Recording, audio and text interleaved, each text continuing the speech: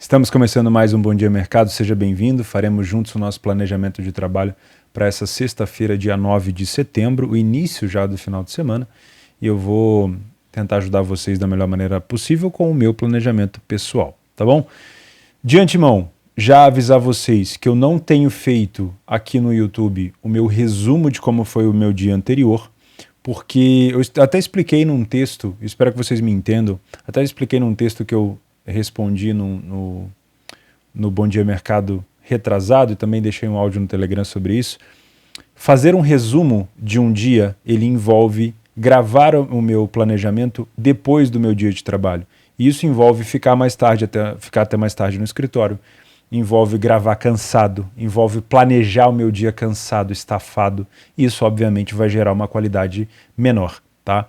Então, por conta dos meus horários pessoais, que eu tenho outras coisas também para tocar, para poder dar atenção para a família, eu prefiro gravar o meu planejamento no início do dia, o planejamento para o dia posterior, e eu deixo, a partir de agora eu vou deixar, sempre que eu puder, sempre que eu trabalhar, o meu resumo de trabalho lá no meu canal do Telegram. O canal é totalmente gratuito, não tem problema nenhum, você pode escutar os áudios até pela web, você não precisa nem baixar o aplicativo. Eu vou deixar o link aqui embaixo na descrição e no primeiro comentário fixado para você se inscrever. O canal tem 45 mil pessoas, mas não é pela quantidade de pessoas lá dentro, tá? Tem muita gente que está ali querendo dica de entrada, esquece, não é isso que eu vou tentar passar para vocês. Ali é a minha vivência do dia a dia de trabalho, tá? Então, se você quiser acompanhar como é que foi o meu resumo de trabalho, o que eu encontrei de oportunidade, as dificuldades, clica no link aqui embaixo e confere o meu Telegram. Todos os dias eu vou tentar interagir com vocês ali. É uma forma da gente comunicar de uma forma mais pessoal, tá bom? Então, fechou aqui no YouTube. Então, a gente continua fazendo o nosso planejamento do dia posterior. No caso, você está assistindo esse vídeo já de manhã da sexta-feira de hoje. Se você está assistindo na quinta-feira à noite de amanhã. Vou começar então selecionando aqui os jogos da Bundesliga 2. Nós temos duas partidas aqui, uma muito interessante, e eu vou contar uma história sobre essa partida aqui para vocês, e uma outra, assim, duvidosa, né? Nuremberg e Arminia Bielefeld. Se a gente for colocar aqui peso de camisa, hoje o Nuremberg ele é muito maior, obviamente, é um dos maiores times da Alemanha, que vive essa decadência aí do futebol, inclusive de qualidade, né? Um time muito abaixo, sem muita criatividade. O Arminia desceu agora da Bundesliga 1, parece que começou a ressurgir, né? Já saiu ali da zona de rebaixamento. Nos últimos jogos, o Arminia conseguiu 4 pontos em 3 partidas. Não, 5 pontos em 3 partidas. Parece pouco, mas o Arminia tinha começado de uma forma horrorosa, só perdia, não conseguia fazer gol. Então, pelo menos já é um respiro. O Nuremberg, ele vem de 2 derrotas seguidas e se a gente colocar nos últimos 5 jogos, apenas uma vitória contra o Sandhausen fora. Como eu falei, para um time de tanta camisa, é muito pobre, tá? Na minha opinião, o Nuremberg hoje, esse ano assim, se continuar desse jeito, ele briga para não cair. E a gente já teve o Nuremberg disputando para não cair para a terceira divisão algumas temporadas passadas, tá? O Arminia, por ter voltado agora, ainda vai tentar talvez buscar ali um ânimo, mas eu acho que é para meio de tabela. Posso colocar esse jogo aqui para gols, mas talvez eu tenha um interesse maior até numa possível alavancagem nesse jogo, tá? A necessidade, principalmente no Nuremberg, pode gerar espaços no final, mas geralmente eu já seleciono aqui para ficar de olho em gols. Esse jogo aqui entre Hamburgo e Kiel, no caso Kiel e Hamburgo, desde que o Hamburgo caiu para a segunda divisão, e eu carinhosamente chamo essa permanência no Hamburgo aqui de Caverna do Dragão, né? Porque dificilmente ele consegue sair, parece que vai sair, nunca sai. O Holstein Kiel ele se tornou uma espécie de rival muito difícil para o Hamburgo. Se a gente colocar aqui nos últimos jogos, olha só, todos os últimos jogos, tirando o último de fato, o Hamburgo tinha empatado, né? Tanto na casa do Hamburgo quanto fora de casa, tá? Então é um adversário muito difícil. E esse jogo aqui, ó, no dia 8/6/2020, foi uma das maiores alavancagens que eu peguei no futebol, né? Foi um dos maiores lucros que eu tive na minha carreira, dá para falar assim, né? E foi um jogo muito especial. Ainda tínhamos aqui no Holstein Kiel o Lee, hoje que joga no Mainz, da primeira divisão. O Hamburgo, se eu não me engano, ele ainda tinha o Terodde, que é um dos maiores artilheiros da Bundesliga 2, o maior artilheiro, né? Que hoje ainda está tentando fazer alguns gols ali na primeira divisão com o Schalke. O Schalke subiu agora recentemente. E foi um jogo muito especial. Tá? Então, eu tenho um carinho muito grande por esse confronto. É claro que é invertido, né? Era na casa do Hamburgo, mas geralmente quando eles se enfrentam, o jogo é bom. Não necessariamente a gente vai ter uma repetição de 3-3. Não dá para ter espetáculo o tempo todo. Inclusive, o 1-1 e 1-0 tem sido corriqueiro, mas é um jogo interessante de se assistir. Mas mesmo assim, se for trabalhar match odds aqui, eu sempre comento para vocês tomarem um pouco de cuidado com match odds na segunda divisão. Às vezes você está chegando agora no trade, né? É muito complicado trabalhar match odds na segunda divisão da Alemanha porque você tem um sinal de entrada e geralmente esse sinal ele sai completamente do prumo. Né? O time está jogando muito bem, ele toma um contra-ataque, toma um gol e você fica ali sem entender o que aconteceu. Então, geralmente são jogos que eu trago para alavancagem e esse é um jogo com muito carinho que eu vou ficar de olho nisso. Tá? Falando da fase, o Hamburgo, de novo, né? Parece que vai ser mais um ano que o Hamburgo vai tentar subir. Foi assim todas as vezes, eu acho que é o 5º ano seguido do Hamburgo na segunda divisão, foi assim todas as vezes. Não teve nenhum ano que o Hamburgo não chegou ali entre os 5 primeiros, só que na maioria das vezes ele rateia no final. No ano passado ele conseguiu ficar em terceiro lugar, que é essa posição que está o Heidenheim aqui, disputou a promoção com o Hertha Berlim, que estava disputando a relegation, né, em 2 jogos, e acabou sendo eliminado, né, do caso continuando na segunda divisão. Mas a fase do Hamburgo é muito boa. Se a gente pegar os últimos jogos, são 4 vitórias dos últimos 5 jogos e apenas uma derrota aqui para o Darmstadt, que é um adversário difícil, que é um adversário direto, dentro de casa. Já o Holstein Kiel, ele tinha começado muito mal, daí teve 2 vitórias aqui contra o Magdeburg e contra o Braunschweig, que acenderam um alerta de que o time poderia mudar o ritmo. Aí tomou uma goleada fora de casa para o Paderborn por 7-2 e agora voltou a pontuar de novo, vencendo o Sandhausen e o Regensburg, empatando com o Regensburg. Então, eu acredito assim, mesmo que o Kiel esteja próximo dos primeiros colocados, ainda falta um pouco mais. O Hamburgo já tem isso. Tá? Então, também acho que pode ser um jogo interessante para gols, mas pode também dar alguma pinta de alavancagem aqui. Na primeira divisão, a gente tem uma odd estranha aqui do Bremen, né? Porque o Bremen acabou de subir. E ele não é cotado para ser um dos favoritos à Europa aqui na Bundesliga 1. E a gente tem uma odd do Bremen que indica uma discrepância muito grande de elenco. Dá para talvez embasar isso pelos últimos resultados. O Bremen já atinge aqui a 8ª colocação. O Bremen teve aquela virada espetacular contra o Dortmund, que foi 3-2. Os últimos 4 ou 5 minutos de jogo, o Bremen conseguiu fazer praticamente todos os gols que precisava. Acho que foram os 3 gols depois dos 86, 87 minutos. Aí teve uma derrota para o time do Franco por 4-3 num jogo que foi muito interessante também. O Bremen não jogou mal e venceu o Bochum fora de casa. Então, sinceramente, dá para ter uma ideia de que o Bremen está crescendo na competição. Não é ainda um time, na minha opinião, que pode ter uma odd de 1,50, mas talvez pode ser um time interessante aqui para ficar de olho ao longo da competição. O Augsburg namorou na temporada retrasada, namorou na temporada passada e talvez essa temporada ele caia. Tá? Na minha opinião, já tem cara de segunda divisão o time do Augsburg.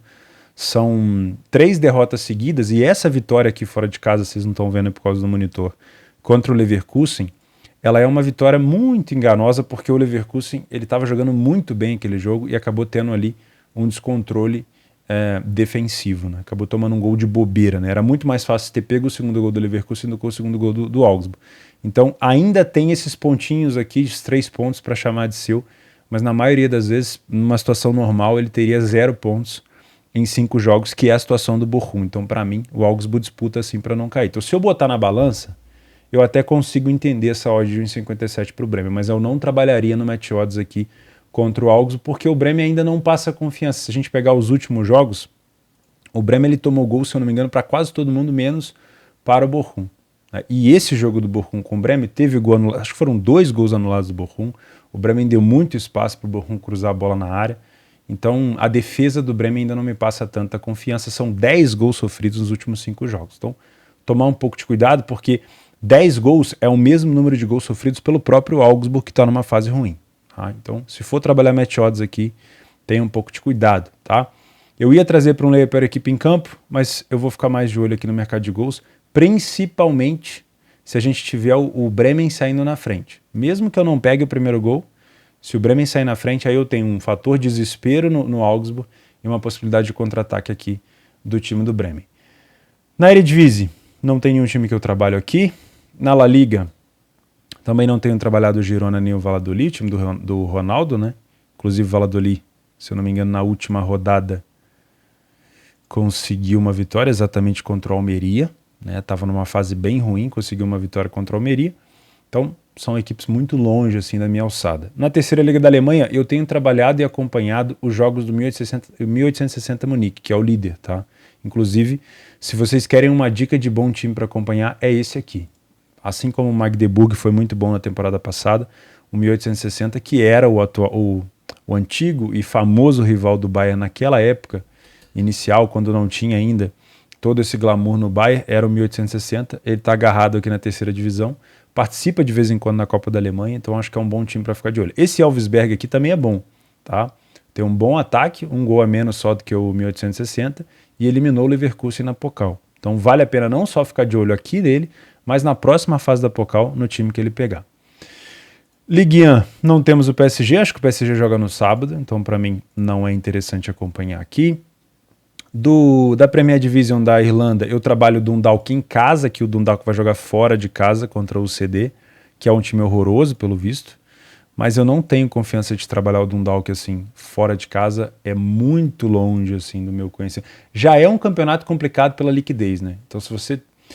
Eu acabei me especializando no Shamrock e no Dundalk. Se eu tiver um ruído de assistir talvez o Dundalk fora de casa e ter um comportamento diferente do que eu estou esperando, eu acho que vai ficar mais complicado. Então eu vou deixar de fora. O Shamrock está jogando agora na Conference League e nesse momento está 0-0 contra o Djurgardens. Então não deve jogar também, obviamente, tão cedo. Provavelmente deve jogar domingo, tá? Então eu vou deixar aqui a Premier Division de lado. Na Primeira Liga, Guimarães e Santa Clara, também não tenho acompanhado, somente os 4 principais aqui, Benfica, Braga, Porto e Sporting, que eu tenho feito. Inclusive o Sporting não começou nada bem, né? E já o Braga, pelo contrário, começou muito bem. Na Série B nós temos um Náutico contra o Brusque, eu vou deixar a Série B para o final. Na Superliga da Turquia, eu tive um comentário de alguma pessoa me indicando também acompanhar o Galatasaray, tá? Que é uma equipe, obviamente, que está se reforçando muito. Eu tenho evitado de fazer no campeonato turco as equipes antigamente famosas, né? O Besiktas, principalmente o Galatasaray, que eram os mais famosos. Eu estou trabalhando o Fenerbahçe por conta do Jorge Jesus e por conta dos brasileiros que estão lá, né? Para entender como é que a equipe joga, e o Trabzonspor. Mas do que eu vi de início, inclusive o Trabzonspor está jogando agora na Liga Europa e acabou de fazer um gol aqui, tá 2-1 agora pro Ferencváros, está perdendo. O Trabzonspor não tem me enchido os olhos assim do que eu tenho visto. O Fenerbahçe está um pouco melhor, tá? Então talvez seria o caso de trazer o Galatasaray para ficar de olho, mas ele não joga hoje também, só estou fazendo um comentário, tá? Na Taça de Portugal está começando agora, tá lá embaixo a galera ainda, provavelmente aqui deve ser terceira, quarta divisão, então eu vou esperar chegar na parte mais avançada. Vamos fechar então com Náutico e Brusque. Deixa eu ver se está certinho aqui o PDF. Não, o Náutico aqui ainda está com 13 jogos. Eu vou atualizar o PDF antes de mandar para vocês então, mas já dá para dar uma noção aqui pelo o próprio radar. A gente teve o Brusque vencendo o Vasco no último jogo por 1-0, acho que foi gol de pênalti, né? Mas o Brusque vinha de 3 derrotas seguidas, então eu não sei se a gente pode tirar uma expectativa tão grande só pelo fato dele ter ganhado o Vasco. O Náutico, ele tem feito força para ser rebaixado aqui. São 6 vitórias em 28 partidas, faltando 10 rodadas para o fim do campeonato. A situação está complicada. Para sonhar em sair da zona de rebaixamento, o time precisa fazer aqui 7 pontos. Né? Precisa fazer 7 pontos. Está começando a ficar mais complicado. Tá? Então, a situação do Náutico não é boa. Dentro de casa, 4 vitórias em 14 jogos. Já foi muito, mas muito melhor o Náutico em outras temporadas dentro de casa. Não consegue manter um bom desempenho. E o Brusque, como visitante, tem 2 vitórias em 14 jogos. E o Brusque também está muito perto ali do Vila Nova, que é o primeiro colocado dentro da zona de rebaixamento. Então é um jogo extremamente para leitura, se você for fazer, para trabalhar o match odds. Do que eu tenho aqui de informação, a gente consegue ver que o Náutico talvez tenha um pouquinho mais facilidade de abrir o placar dentro de casa, mas não é nenhuma superioridade muito grande. O principal destaque negativo é a quantidade de gol marcado pelo Brusque. Ofensivamente falando, é um time que até cria quase 1.5 de grande chance por jogo fora de casa, mas só marca 0.5. Horroroso, com todo respeito, tá? É um time que produz muito mal no ataque. Já o time do Náutico produz relativamente bem, tem uma média de mais de um gol por jogo, e defensivamente tem uma média até parecida com o time do Brusque, tá? Mas o time do Brusque cede mais chance. Primeiro tempo do Brusque é bem fraco, o time não venceu nenhuma primeira etapa fora de casa, não marcou nenhum gol, sofreu 5 e empatou 64% dos primeiros tempos. O Náutico é 8,80, perde em torno de 40, vence em torno de 40, marca 8, marca 9 e sofre 8, ou seja, é difícil você ter um viés aqui de falar, não, o Náutico dentro do primeiro tempo ele vai acabar sendo superior ao adversário. Dificilmente a gente vai ter essa conclusão só pelos números, provavelmente pelo ao vivo. Segundo tempo não muda muita coisa, o Brusque sai um pouco mais para o jogo, começa a marcar um pouco mais de gol, mas também acaba sofrendo quase que o dobro de gols que ele sofreu no primeiro tempo. Então é um time desorganizado, né? Vai para o desespero e acaba tomando gol. Em relação às bolas aéreas, nada de muito relevante para o lado do Brusque, só tanto positivo quanto negativo para o lado do Náutico. É um time que tem alguns gols de escanteio, pode ser proveitoso, mas também tem tomado bastante gol de cabeça. O Náutico, pela boa fase ofensiva, não é excelente, mas a gente tem que saber dosar também para a questão da Série B, tá? Pela fase acessível ofensiva e a quantidade de gols sofridos, chama esse jogo para um jogo para mais, pelo menos de 1.5 gols. Já o Brusque tem uma dificuldade um pouco maior, tá? Pela quantidade de gols que ele falha em marcar, pela quantidade de gols perdidos e pela média ofensiva do time.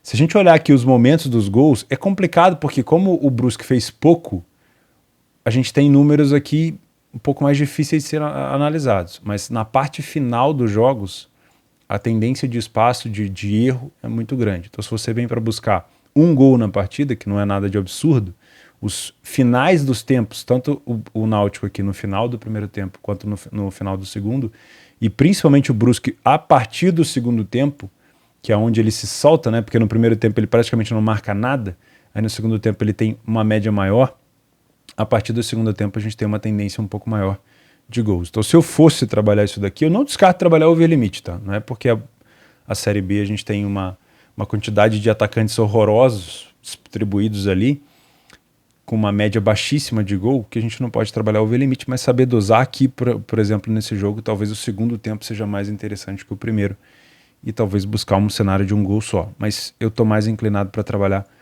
o match odds para correção de preços, se tiver, obviamente, alguma liquidez. Beleza? Do que eu estou vendo aqui nessa sexta, é isso. A Série B da Itália eu não tenho trabalhado. Inclusive, deixa eu dar uma checada como é que está o Parma. O Parma está na 10ª colocação, O Buffon está ali ainda. Está agarrado com o Parma. Se ele prometeu que vai ficar no Parma até o Parma voltar para a primeira divisão, o Buffon ainda vai jogar muitos anos, porque pelo visto o Parma está bem agarrado. Bom, vou ficando por aqui. A gente se vê então no Telegram, vou deixar o link aqui no primeiro comentário fixado. Não esquece de participar do sorteio também da Betfair para ganhar uma banca de R$30 todos os dias por aqui. Se você não tem conta na Betfair, tem um link na descrição aí embaixo e a gente se vê nesse final de semana. Um abraço.